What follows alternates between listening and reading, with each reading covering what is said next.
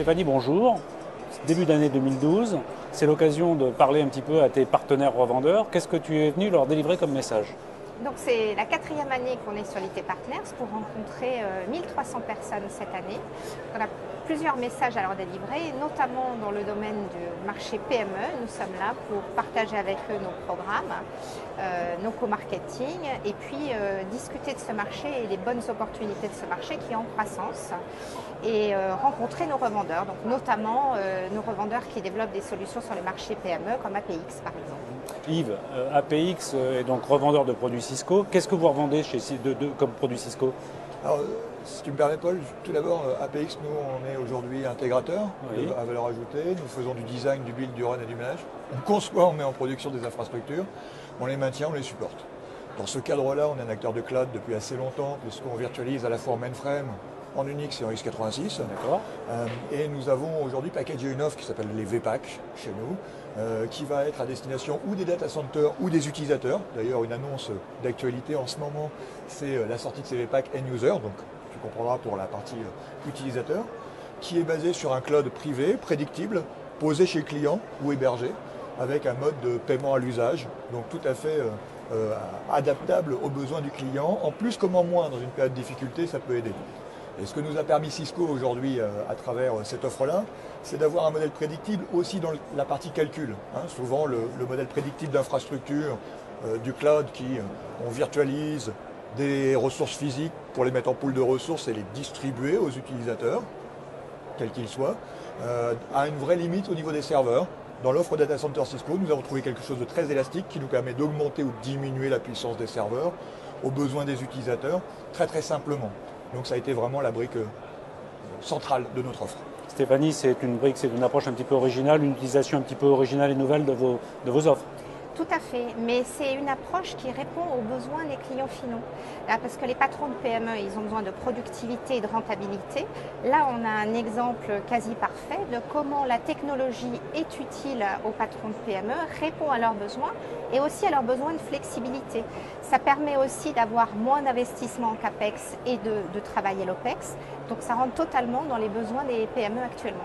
Cisco est à la croisée de tous les chemins aujourd'hui, dans tous les systèmes, communication, infrastructure, data center. Donc Cisco est partout. Mais le problème, c'est peut-être d'évangéliser, d'expliquer et la technique, et les produits, et les programmes partenaires. C'est assez complexe quand même. C'est la raison pour laquelle Cisco est 100% indirect et c'est la raison pour laquelle il est important pour nous d'être proche de nos partenaires. Et tu vois, notamment, on vient de terminer un tour de France où on a rencontré 1600 partenaires. On a 45 personnes présentes ici sur l'IT Partners à la rencontre de nos partenaires et pour prendre le temps d'échanger et pour prendre le temps d'aider à aller chercher ces opportunités et à les articuler ensemble. J'ai regardé le plan du salon d'ailleurs. Quand on regarde à la lettre Cisco, on voit que vous êtes présent quasiment sur tous les stands. On est présent avec nos grossistes, donc Aslan, Comstor, Distri One, Ingram, ainsi que Keio et OpenIP, pour aller ensemble au marché et rencontrer les revendeurs ensemble.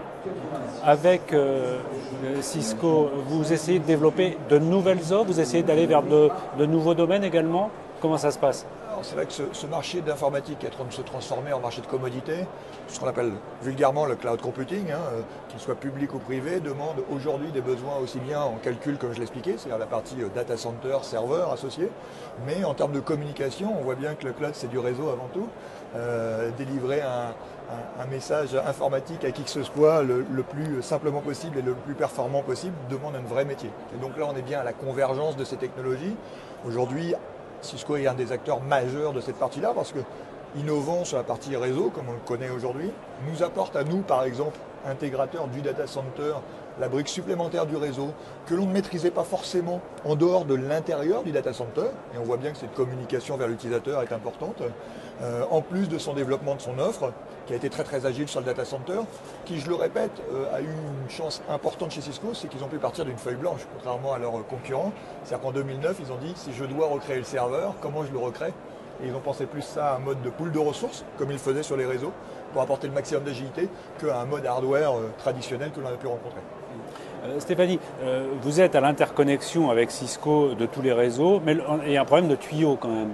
Est-ce que vous vous intéressez à ce côté problème de tuyaux que vous ne maîtrisez pas? Au niveau de la capacité en fait, du réseau, c'est au cœur des réflexions de Cisco. Par exemple, dans toute l'offre de réseau de base qu'on appelle Borderless Network, on a intégré le fait que les flux vidéo allaient augmenter de manière exponentielle dans les années qui vont suivre. Et ça, c'est déjà prévu en standard dans tous les produits Cisco. Donc, Cisco anticipe aussi dans sa manière de voir le réseau les besoins qui seront les besoins des années futures. Pour vous, avec Cisco, ça va être une bonne année, 2012? Pour nous, ça va être l'année de la croissance, je crois, dans le sens où on est sur une offre qui est sortie en 2009 sur la partie data center et c'est plus notre métier naturel, avec 1380 personnes sur le territoire. On a une grosse capillarité. Donc pour adresser toutes ces régions, aujourd'hui, on a travaillé avec Cisco depuis 2009. Il a fallu que Cisco soit reconnu au niveau du marché, autant sur les serveurs, sur les technologies, c'est tout un travail d'évangélisation. Nous avons gagné les bonnes références qui nous permettent d'être aujourd'hui crédibles. Et je crois qu'on est dans l'année de la croissance réellement et de la démonstration par le volume sur le marché.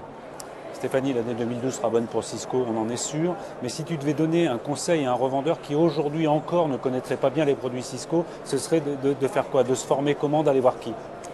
Alors, l'offre de formation se fait au travers de nos grossistes. On a aussi des centres de formation. Mais donc, pour un revendeur qui ne connaîtrait pas Cisco, ça serait vraiment déjà de contacter le grossiste. Chacun de nos grossistes a des offres de formation gratuites qui permettent de démarrer avec Cisco. Donc c'est vraiment la bonne occasion. On a des équipes dédiées chez chacun de nos grossistes avec des gens qui connaissent très très bien l'offre, qui sont capables d'accompagner nos revendeurs. Par ailleurs, nous, on a des équipes au téléphone qui permettent de répondre aux questions très simplement, très rapidement. Donc on a un peu l'équipe pour démarrer avec Cisco et assez simplement. Ok, merci. Merci.